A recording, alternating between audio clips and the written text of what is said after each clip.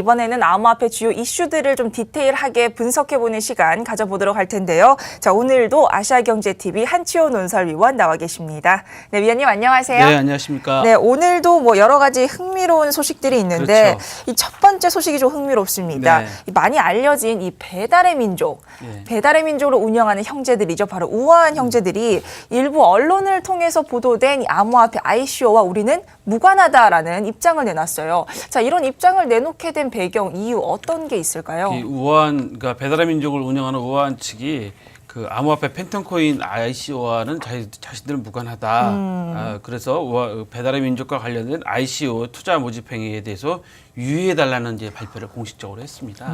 이 이야기는 무슨 얘기냐면 이제 암호화폐 ICO 발행하시는 그러니까 암호화폐를 발행하시는 분들이 ICO를 앞두고 우리가 이제 이렇게 배달과 관련돼서 결제할 수 있는 암호화폐다라고 이제 설명을 하면서 이것도 네.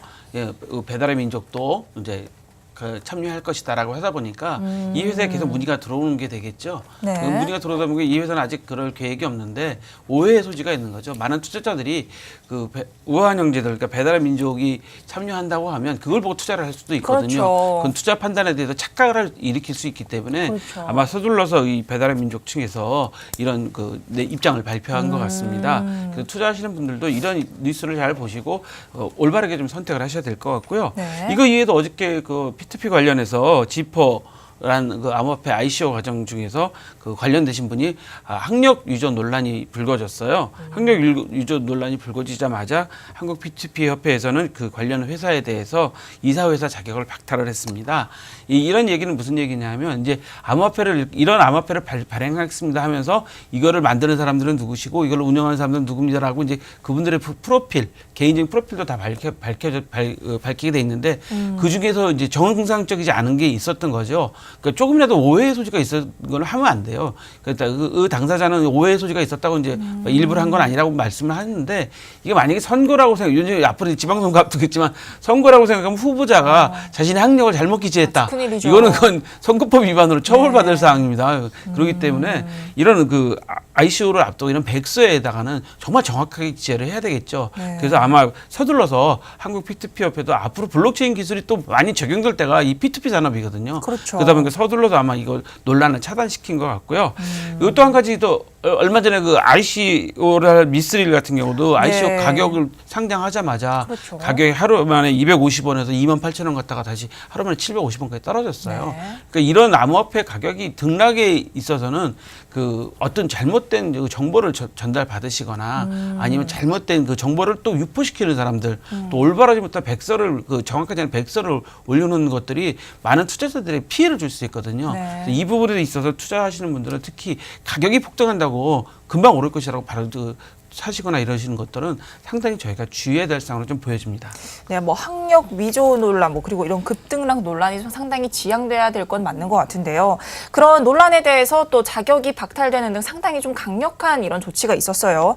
자, 사실 이 코인들이 워낙 많다 보니까 이런 어떤 암호화폐에 대해서 투자를 해야 하나라고 살펴보는 것 중에 하나가 백서인데 네. 사실 그 백서 안에서 또 가장 주의 깊게 봐야 되는 게 그런 개발자들의 프로필이라든지 그럼요. 학력이 굉장히 중요한 그럼요. 요소거든요. 그래서 이런 ICO 백서에 대한 지적도 좀 여러 곳에서 나오고 있죠. 네, 사실 그 일반 주식 시장에도 오너 리스크라는 게 있지 않습니까? 그렇죠. 오너 프리미엄도 있고요. 네.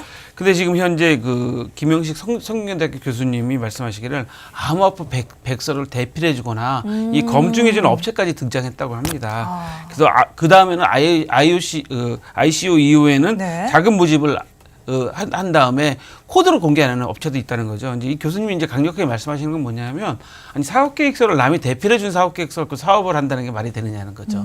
그런 회사에 투자하는 건 옳지 않다. 그런 회사가 그러니까 코드도 이제 공개하지 않는다. 정확한 코드도 그런 걸 말씀하신 거고요. 기술적인 것도 당연히 검증이 이루어져야 되는데 한국인터넷진흥원 주최 토론회에서는 그 이한상 고려대학교 교수님이 전문가가 백서를 잘 판단해야 된다 이런 말씀도 하셨어요.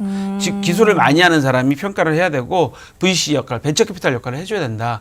그러니까 기술 아시는 분들이 이것을 갖다 이 백서를 보고선 아 이거는 정말 실현성 가능성이 높다, 낮다라는 거를 판단해주고 어느 정도라는 그 등급을 매겨줘야 되는 게 필요한데 아직 우리나라는 그게 부족하다는 그렇죠. 거죠. 근데 이 업계에서는 정부의 그 부정적인 정책으로 인해서 지금 현재 국내 연구가 많이 부족하다. 뭐 이런 것으로 이제 주장을 펴고 있는데 네. 이런 주장을 펴기 전에 저는 사실은 IOC를 추진하는 분들의 문제성이 도덕적인 문제도 상당히 필요하다고 봅니다. 왜냐하면 지금 잘 하셔야지 앞으로 이 암호화폐나 블록체인 산업이 발전하는 거지 지금 계속 어떤 부정적인 그 문제가 생긴다든가 도덕적으로 정직하지 못하든가 하는 이런 일이 생겨버리면 앞으로 계속 규제는 더 강화될 수밖에 없고 국민들한테 신뢰받지 못하게 되면 외면받을 수밖에 없거든요. 그렇죠. 그렇기 때문에 지금 하시는 분들이 좀 올바르게 좀 해주셨으면 하는 게 투자하시는 분들을 대변하는 입장입니다.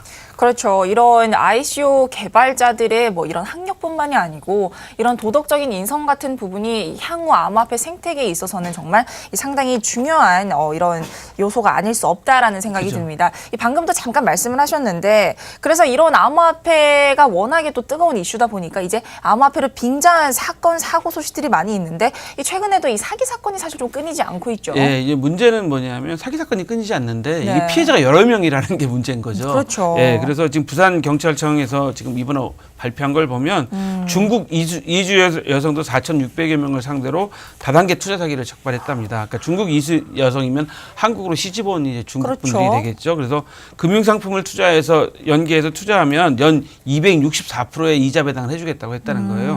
근데 연 264%가 사실 상식적으로 안 맞는 그렇죠. 거죠. 그래서 32억이라는 돈을 사실 사기를 했다는 건데, 와. 근데 중요한 건 여기서 배당금이나 네. 또 사람을 데리고 오는 수당을 암호화폐로 지급하겠다고 유혹했다는 거죠.